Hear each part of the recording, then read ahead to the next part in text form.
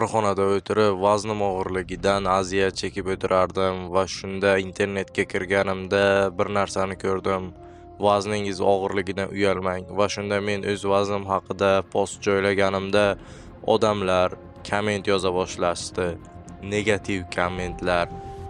Trenirovka qil, dieta qil va har xil emojilar. Bular esa meni judayam xafa qila boshladi. Ammo nima bo'lsa ham deb hamma kommentlarni ko'rib chiqayotgan vaqtimda bir postga ko'zim tushib qoldi. Unda shunaqa deyilgandi: tezda vazn yo'qotmoqchimisiz? Hech qanaqa jarrohliklarsiz va eng asosiysi yarim narxida. Va bu xabar meni judayam qiziqtirib qo'ydi va uni ichiga kirishga majburladi. Birinchi navbatda men shunchaki postga qarab turdim va hech qanaqa narsa bildirmadim. Qolganlar kutib turishardi va tezda javob olishardi. Xuddiki sotuvchi qolganlarni kutib turganidek. Men biroz noqulaylik his qilsam-da unga yozishga qaror qildim va yozdim. Shunda u menga lokatsiya tashladi. Men u yerga borganimda bir narsani his qildimki, hamma joyda achigan hid kelardi. Bu esa biroz g'alati. Tepamda esa shunchaki bitta lipillab o'chib yonib turgan chiroq bor edi. Men lokatsiya tomon yurib keldim va o'zimga o'zim aytdim, yana 5 daqiqa kutaman va keyin ketaman. Va shunda men 2-3 ta erkakning oyoq ovozlarini eshitdim. Ular nimagadir chiqish yo'lini yopib qo'yishgandi. Bu esa meni biroz shubhalantirdi. Shunda ularni men taniganday bo'ldim. Uning birining ismi Muhammad, ikkinchisining ismi Ali edi. Shunda Ali meni yonimga yaqinlashib kela boshladi. Muhammad esa meni haqiqiy ismimni aytib chaqirdi, lekin men hech qachon sotuvchiga haqiqiy ismimni aytmagandim. Shunda u menga yaqin keldi va qornimga tegila boshladi. Bu xuddi u men bilan o'ynayotganga o'xshardi. Keyin esa u aytdi: "Ali, qara, mana biz aynan nima xohlagan edik", dedi. Shunda men bildimki, ular hech qanaqasiga doktor emas edi. Ular shunchaki meni og'irligimni aytib mazax qilishardi. Shunda men qochishga harakat qildim, ammo ortimni devor to'sib qolgandi. Bu esa biroz g'alati. Shunda Ali meni yonimga yaqinlasha boshladi va meni mazax qila boshladi. "Qara, axir qancha narsa yemasang shuncha ariqlaysan-ku", dedi.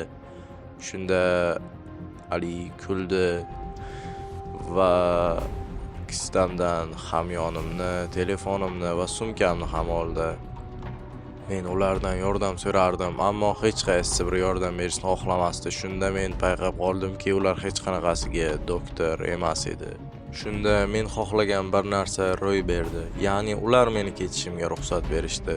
Shunda endi nafasimni rostlayman deb turganimda Ali qo'liga shpritsni oldi va "Mana, aynan sen axir shunga kelgan eding-ku", dedi. Ya'ni ariqlash uchun, ozish uchun, ves yo'qotish uchun kelgan eding-ku, deb aytdi. Men juda ham qo'rqib ketsam-da indamay turardim va undan iltimos kerak emas derdim. U esa yanada yaqinlashib kelardi va menga shpritsni shu darajada yaqin olib keldiki, men hattoki Alini nafas olishini o'z bo'ynimda his qilib turardim. Shunda u menga bir narsani aytdi. Ya'ni men unga juda ham katta pul to'lashim kerak edi undan qutulish uchun. Aks holda u menga bu shprits bilan vaksina yuborardi va undan keyingi bo'ladigan holatlarga u javob bermasdi. Shunda bir narsani bilib qoldim. Ular hech qachon vaksina sotishmagan. Ular insonlarni ovlashgan. Unga sifatli, arzon va albatta natija beradigan reklamalar kerak bo'lsa, meni lichkamga yozasizlar. Lichkam opisaniyada bo'ladi. Obunachilarimga arzon narxlarda qilib beraman. Shunda ularning biri meni qattiq ushladi va Ali menga shprits bilan vaksina o'tkazdi. Bu judayam yonardi va judayam katta og'riq berardi. Shunda ko'chaning boshidan politsiya sirenalarining ovozi eshitildi. Ali va Muhammad shoshib qolishdi. Ularning ko'zlarida qo'rquv bor edi va bir-birlariga qarab nimadir deb gapirishardi. Shunda men ularning birini qo'lidan chiqib ketdim va bor kuchim bilan ko'chaga qarab yugura boshladim. Yo'lda esa nimagadir oyog'imni sezmasdan yiqilib tushdim. Va shunchaki e'tibor bermasdan o'rnimdan turdim va jaketimni ushlagan holatda yo'lga qarab yana yugura boshladim. Men yo'lga, ya'ni katta yo'lga yetib borgunimcha hech qachon to'xtamadim, chunki bilardim ular meni ushlab olishsa yomon narsa bo'lishi mumkin edi. Shunda men piyodalar o'tish joyidan yo'lning narigi chekkasiga o'tib oldim. Ular meni kuzatishmayotgandi. Uyga yetib kelganimda esa eshikni qulfladim va unga o'zimni yaqinroq o'tirib oldim va unga suyanib oldim va hammomda oynaga qarab turganimda bir narsani his qildim. Men shunchaki xudbin edim. Ya'ni o'z tanamni yomon ko'radigan va o'z tanamni boshqalarga shunchaki ishonib topshirgan. Shundan so'ng vaksina menimcha menga ta'sir qila boshladi. O'zimni yomon his qila boshladim. Ammo nimagadir darhol o'tib ketdi. Bu esa biroz shubhali.